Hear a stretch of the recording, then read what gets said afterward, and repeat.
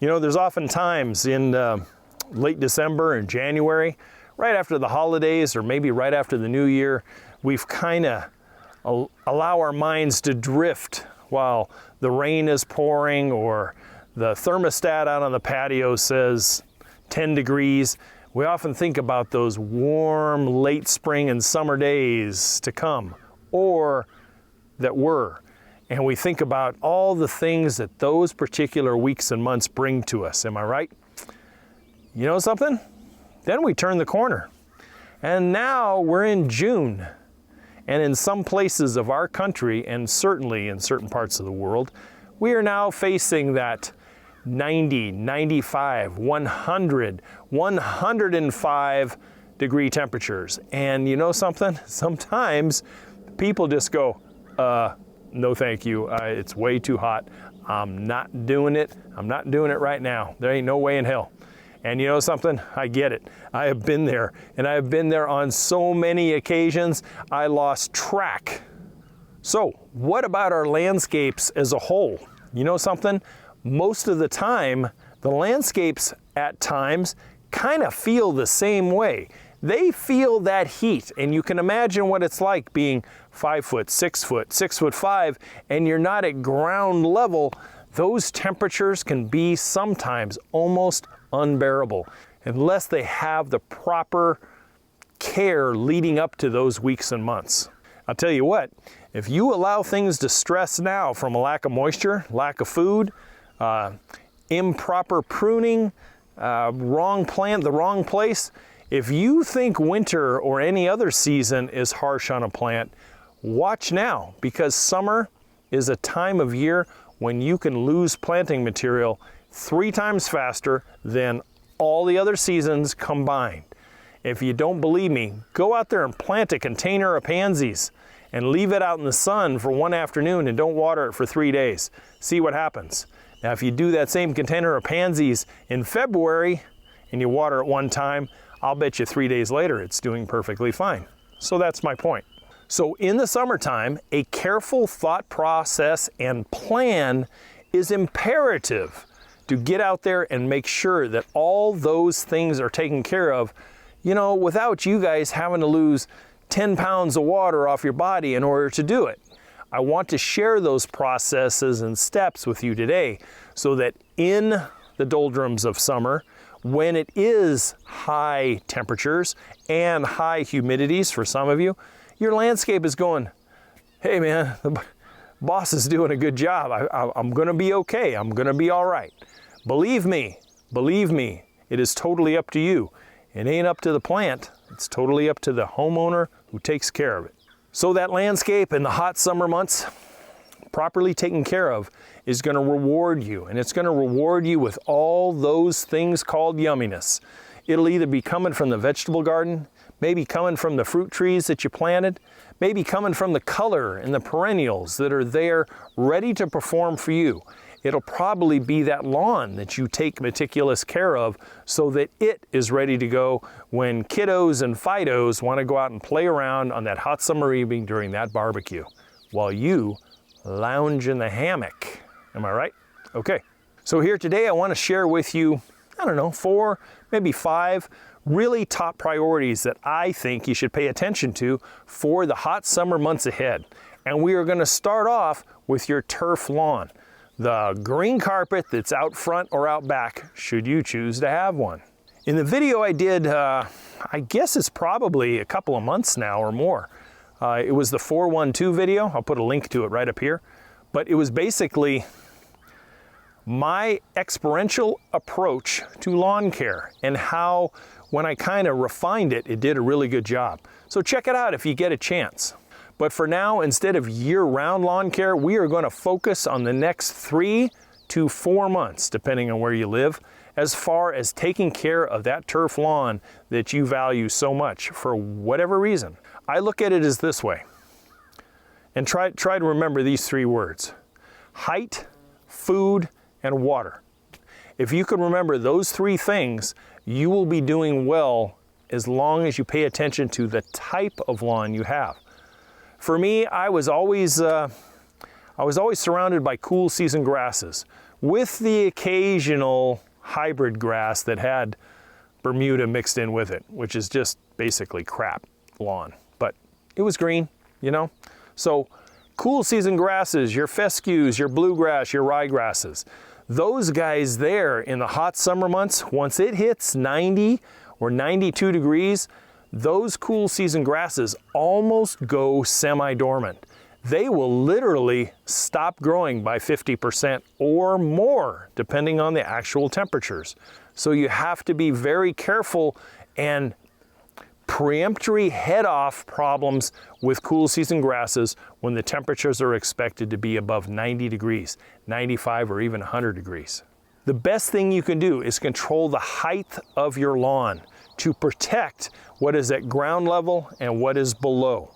And when I say that, this is not the time to be cutting it at 1.5 or 2 inches in height. Not for cool season grasses, not at all. You're asking to stress that plant out tremendously and allow the heat and moisture that tries to penetrate down into the root zones to evaporate twice as quick. I always found a good 3 to 3.5 inches of blade height, the green stuff, above the ground level always worked well. And if you go out there and you attain that height, go out there in the evening one time and kind of go down inside and you can feel that moisture that's still at the thatch layer and below.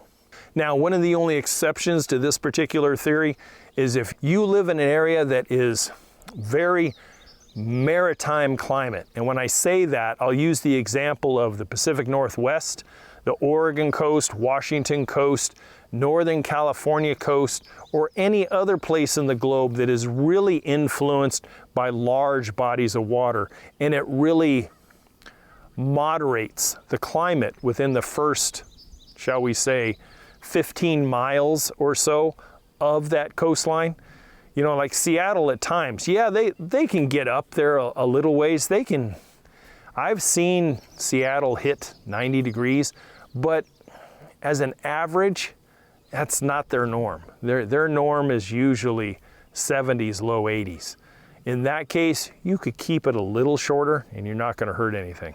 Now, for you homeowners out there that have your warm season grasses, you guys down in the south and stuff, with your zoysia and bahia and your centipede grass and your hybrid Bermudas, now it's a little different animal altogether.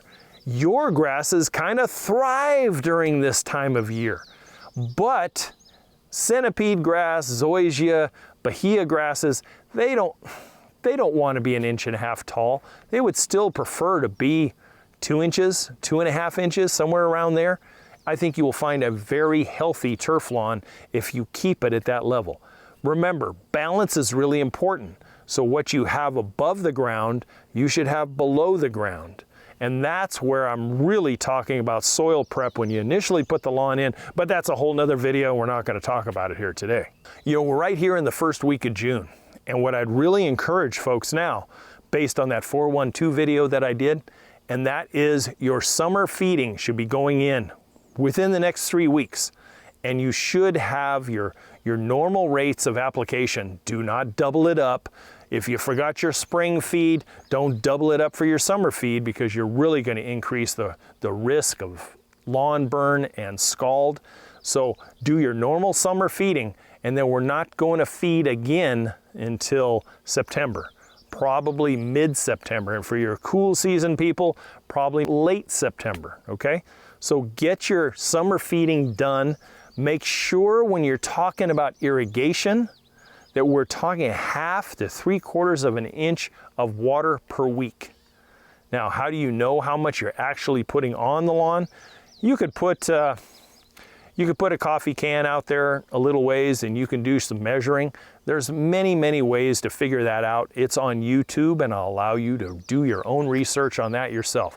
But basically, per zone, if you're doing 15 to 20 minutes per zone, depending on the soil you have, and you're doing that 3 to 4 days a week, chances are you're throwing down 1/2 to 3/4 of an inch. And if you're those lucky son of a guns that live in areas like where I'm at now with threatening skies in Virginia, you guys get Mother Nature's heavens opened up. And then you cut back on any sort of municipal water or well water that you're using. My gosh, but don't rely solely on your rain. There are times, ask Georgia, 8 to 10 years ago, they didn't get crap for rain. They had to be watering their lawns or they lost their lawns. So make sure that when you check the weather report from the rain you had the night before, hey, how much did you get? Oh, well, we got a 1/4 inch of rain. Okay, then for the rest of the week, you're going to need another 1/4 or 1/2 inch of rain, whether that is produced by Ma Nature or whether it's produced from your municipal source or your well source, one or the other. One thing I suggest in the warmer months is always water the day before, feed the next day. And so you're putting down your fertilizers on a dry lawn unless, what's the reason why you wouldn't do it that way? That's right, if you're doing some kind of a weed and feed application, because that herbicide that's built into your fertilizer needs to stick to those weeds for 2 to 4 hours minimum. And then after you're all done with that, then you can water your lawn again, okay? Now, when we're talking about mowing height, make sure that you're mowing regularly and about every 7 days. You only want to take less than 1/3 of that lawn height out of your lawn. Don't let it go for 2 weeks and you disappear off on a fishing trip or a trip to the beach, and then you come back and go, oh my God, I got 5 inches, I got to take it down. And you take your 5-inch tall lawn down to 2 inches. You're going to scald the hell out of it and really risk a lot of lawn burning. Especially if you come back and the forecast says 95 degrees outside the next 4 days.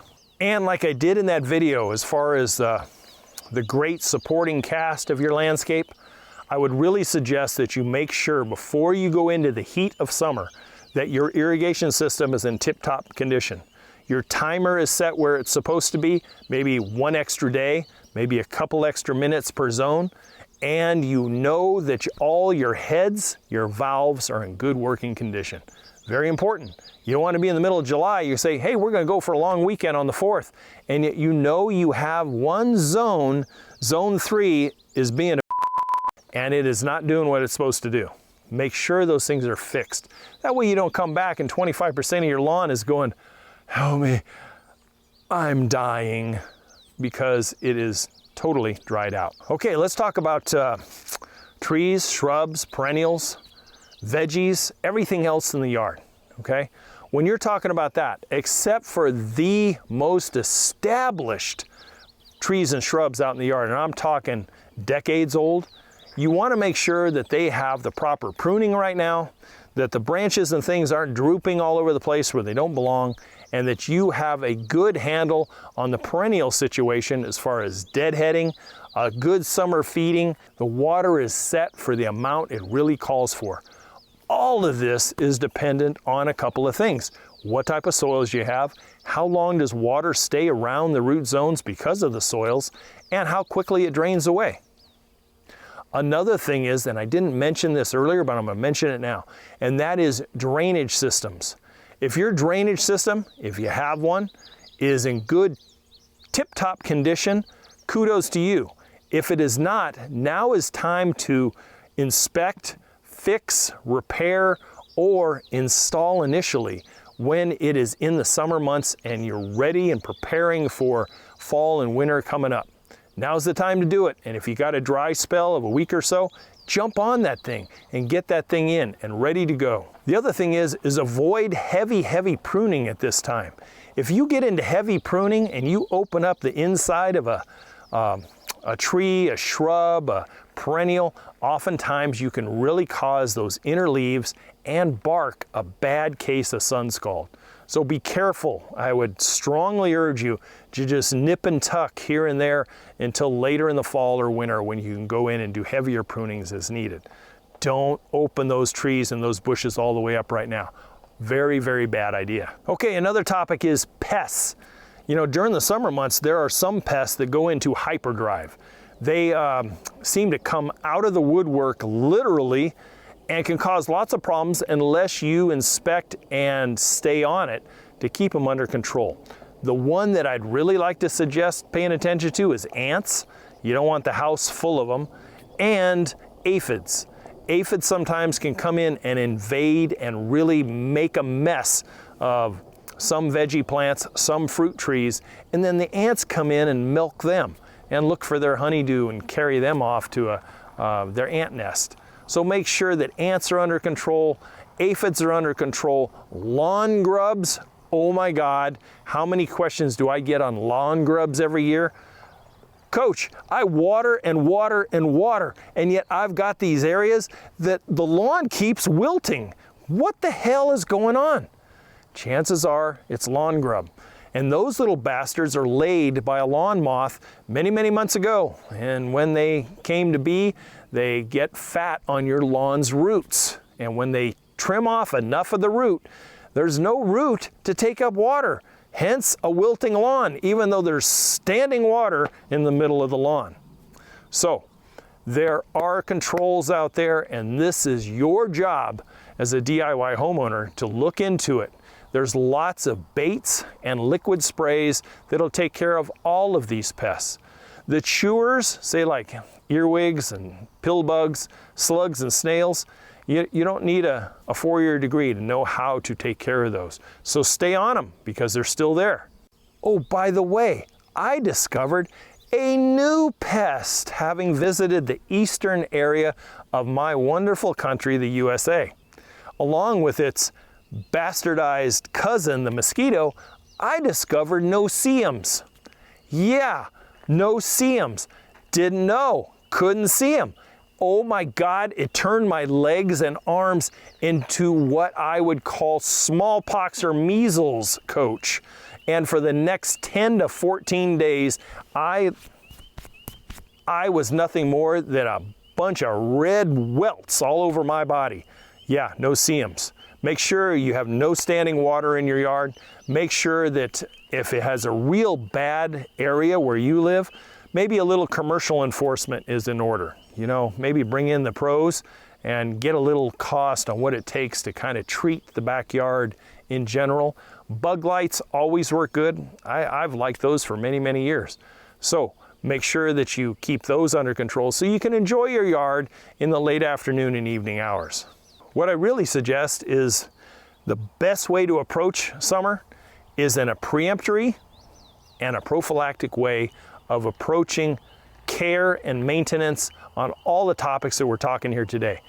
Be ahead of the game, not trying to catch up when it's almost too late is very, very important.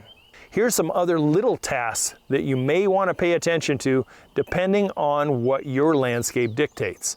One is, man, coach, I spent $10,000 on a beautiful colored stamped concrete patio 3 years ago. And they told me, I don't know, something about sealing it, but I don't remember what they said. Yeah, seal up that patio. Make sure that those colors and tint stay in the patio and you put a nice concrete sealer on there, probably every 2 to 3 years. Another one is keep up on the pressure washing. Make sure patios and decks, walkways and driveways are always cleaned of algae and dirt. Keep them in the best shape that you can. Water features are cleaned before the summer season hits.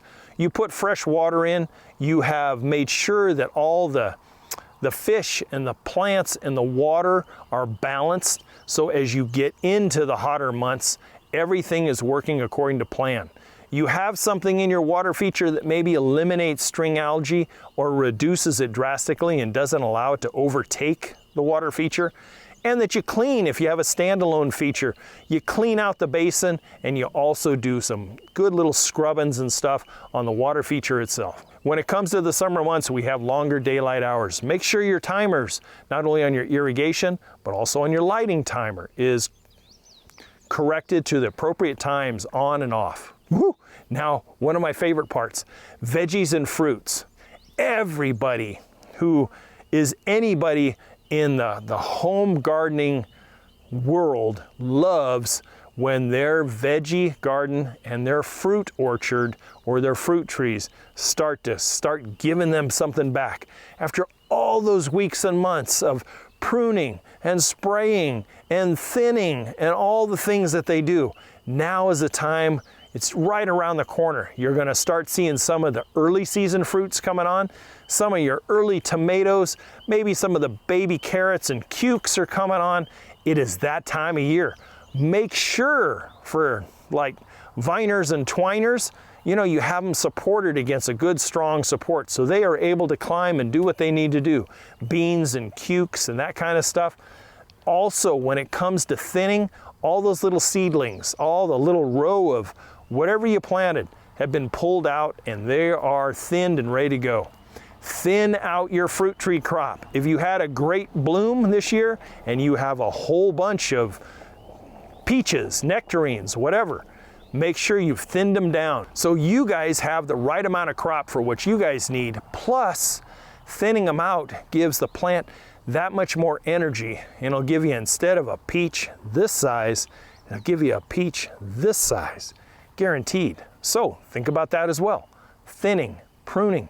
When it comes to light pruning for fruit trees, it's a great idea to do some light pruning to open up the center of your fruit trees, allow air circulation to come in much easier, and you also get light and heat in there for enhanced ripening.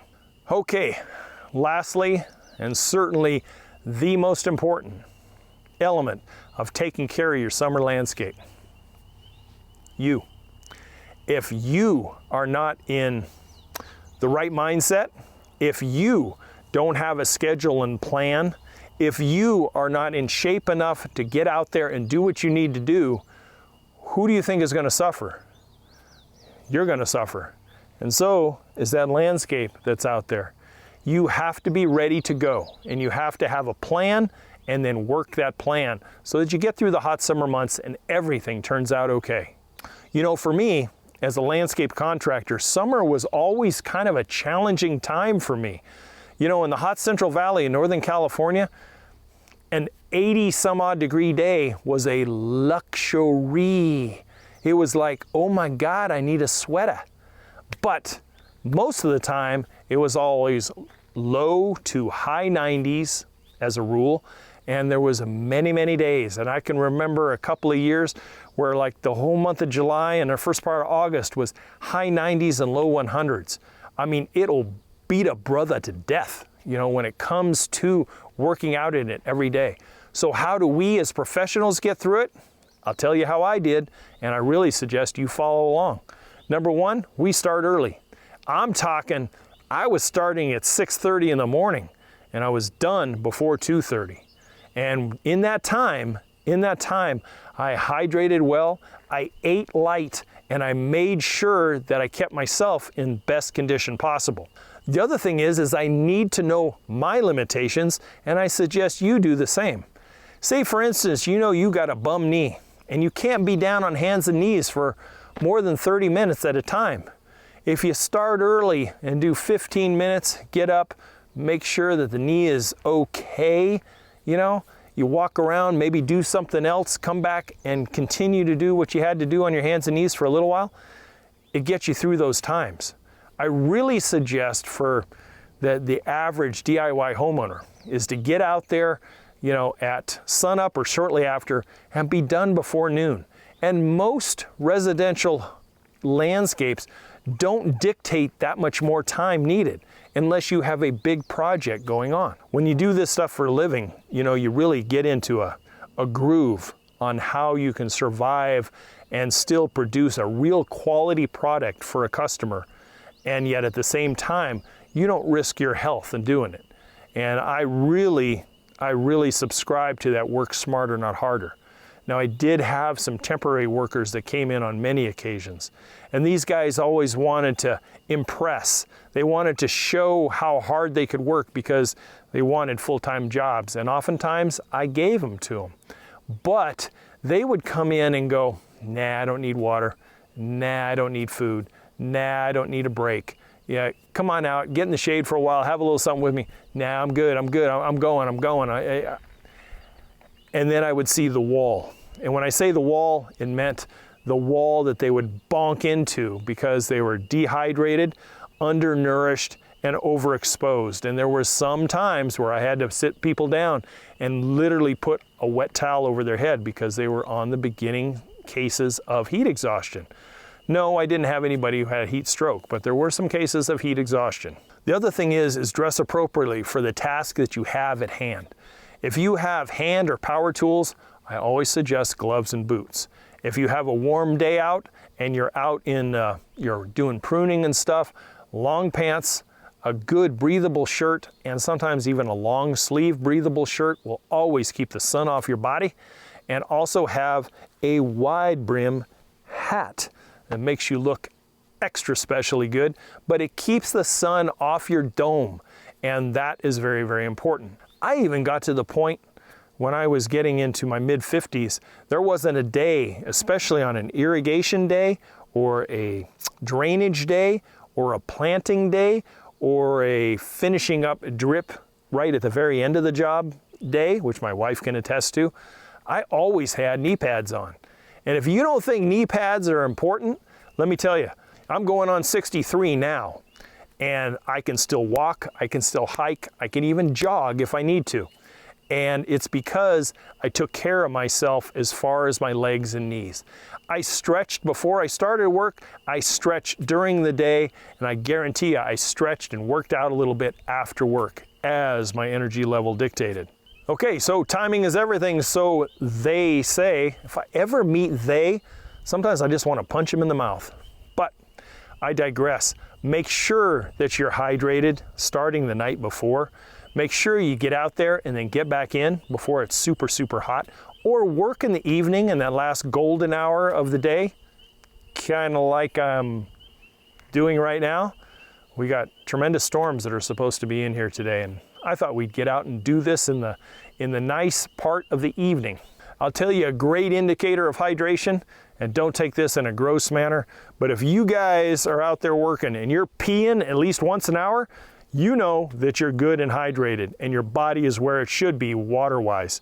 So don't take that lightly, because if you've ever experienced heat exhaustion, or for God forbid heat stroke, you don't want to be there. So take care of you so you can take care of it the best way possible, okay? Work smarter, not harder. Make sure you have the best tools that your money can afford, and make sure those tools are always in good condition.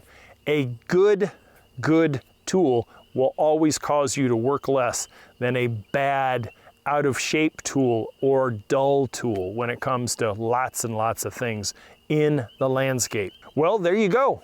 A look into the hot, steamy, blistering weeks and months ahead as it pertains and applies to your landscape, front yard, backyard, or whatever. Make sure you take care of it so it will produce for you all through the year. The summer is some of the hardest times for a landscape, and it's also the hardest time for you to take care of it. So make sure you pace yourself, make sure you have a plan, make sure it's written out and carried out, and I guarantee you, you'll have that house on the block that everybody goes, oh, did you see the Joneses? That's what I want to see for you guys. Hey, I'm Matt, and you can call me Coach. I will catch you guys next Friday. As always, I appreciate you staying to the end. Don't forget to check out the website if you're interested in a little bit of checklist, inexpensive ebook, and the flagship Hardscape 1.0, my pride and joy digital DIY landscape course. Hey guys, I'll see you next Friday. Don't forget to check out Plan of the Week. Appreciated your time as always. Take care. Get those hands dirty.